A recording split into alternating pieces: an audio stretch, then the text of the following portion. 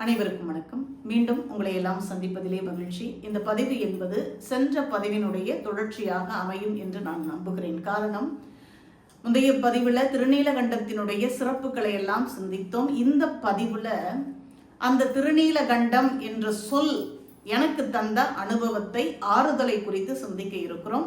அந்த அனுபவத்தை உங்களோடு பகிர்ந்து கொள்ள இருக்கிறேன். இந்த ஆன்மீகம், இந்த இறை அருள், இறை அன்பு, இதெல்லாம் பாருங்க, சொல்வதை ஓரளவுக்கு தான் நம்மால புரிஞ்சுக்க முடியும். அனுபவித்து பார்த்தா தான் அதனுடைய மகத்துவம் என்ன என்பதை நம்மால முழுமையா உணர முடியும். அந்த உணர்வு உங்களுக்கும் கிடைக்கணும். அதனால தான் இந்த அனுபவத்தை உங்களோடு நான் பகிர்ந்துக்கிறேன். இந்த கலியுகத்துல ஒரு கவசம் நம்மளை பாதுகாப்பது எது அப்படின்னு பார்த்தீங்கன்னா, இறை அருளாளர்கள் நமக்கு தந்த பதிகங்களும் இறை நாம ஜபம்தான். எளிய சாதனம் இறைவனுடைய நாமத்தை சொல்வது, இறைவனுடைய அருளை பெறுவதற்கு எளிய சாதனம் நாம ஜபம்தான். அது எந்த தெய்வமா இருக்கலாம், உங்களுக்கு எந்த தெய்வத்தை வேணாலும் பிடிச்சிருக்கலாம். அவருக்கு ஒரு கடவுள், பிடித்த கடவுள்னு இருப்பாங்க.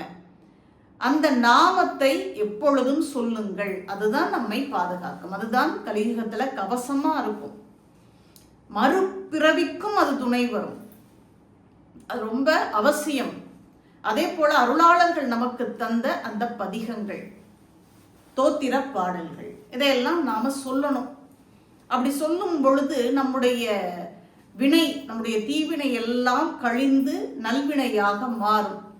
அந்த வகையில அடியேன் வாய்ப்பு கிடைக்கும் போதெல்லாம் வழிபாட்டில் பதிகங்களை சொல்வதுண்டு. கோளறு பதிகம் சொல்லுவேன், சிவபுராணம் படிப்போம், போற்றி திரு அகவல், இப்படி பதிகங்களை எல்லாம் பாடுவதுண்டு வாய்ப்பு கிடைக்கும் போதெல்லாம்.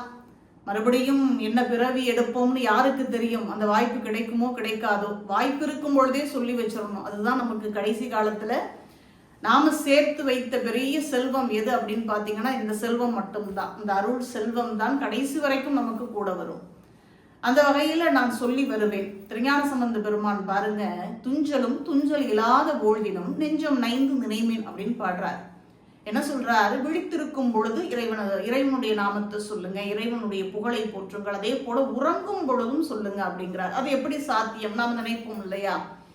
அது எப்படி சாத்தியப்படும்? விழித்திருக்கும் பொழுது சொல்லலாம், உறங்கும் பொழுது எப்படிங்க சொல்ல முடியும் அப்படின்னா, எல்லாருக்கும் தெரிந்ததுதான். இந்த விழிப்பு நிலையில் நாம எதை அதிகமா நினைக்கிறோமோ, எதை பற்றி ஆழ்ந்து சிந்திக்கிறோமோ, அதுதான் நம்முடைய மனதுல பதியும். ஆழ் மனதுல அதுதான் பதியும்.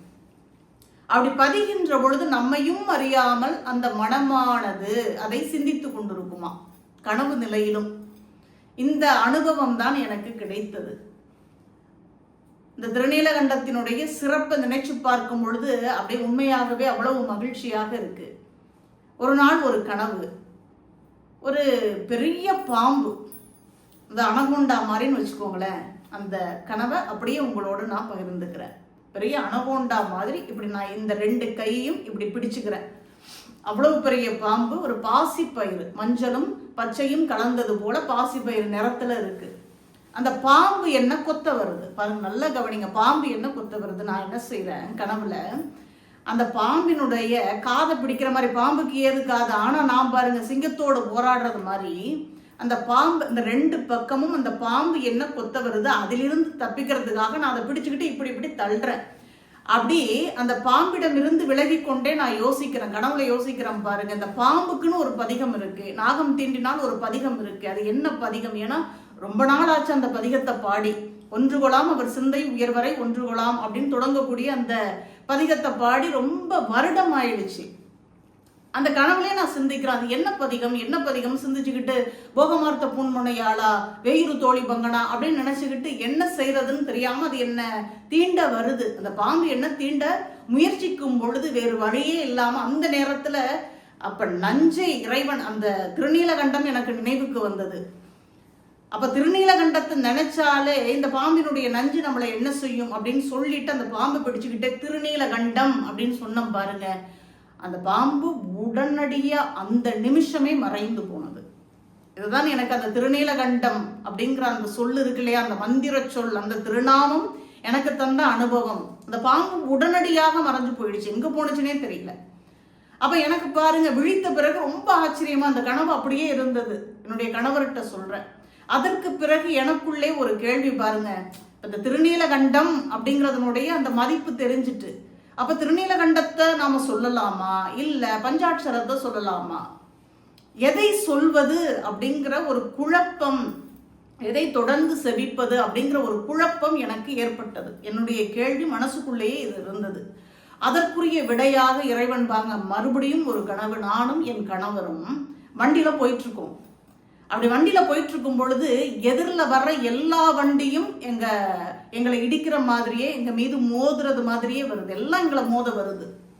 எல்லா வண்டியும் எங்களை பார்த்து மோதுவதற்கு வரும் பொழுது எங்க வீட்டுக்காரன் அப்படி வளைச்சு வளைச்சு அந்த வண்டியை ஓட்டிக்கிட்டு போறாங்க. அந்த நேரத்துல எனக்கு என்ன செய்யறதுன்னு தெரியாம மீண்டும் திருநீலகண்டம்னு சொன்னோம் பாருங்க, அந்த வண்டியெல்லாம் ஒதுங்கி போனது. இதுதான் இந்த நாமம் எனக்கு கொடுத்த அனுபவம். அப்ப எப்பேற்பட்ட நாமம், நாம நினைக்கிறோம் மந்திரங்கள்லாம் ஏதோ ஒண்ணு சும்மா போற போக்குல சொல்றதுன்னு, உணர்ந்து சொல்லுங்கள், உணர்வோடு சொல்லுங்கள்.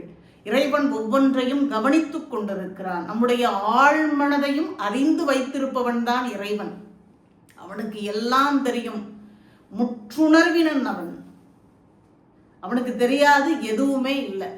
அதனால எதை சொன்னாலும், எந்த மந்திரத்தை சொன்னாலும் உண்மையோடும் உள்ளன்போடும் சொல்லுங்கள், உறுதிப்பாட்டோடு சொல்லுங்கள். நிச்சயம் இறைவன் நம் உடன் இருந்து நம்மை வழி நடத்துவான். மீண்டும் அடுத்த பதிவிலே உங்களை சந்திக்கிறேன். நன்றி, வணக்கம்.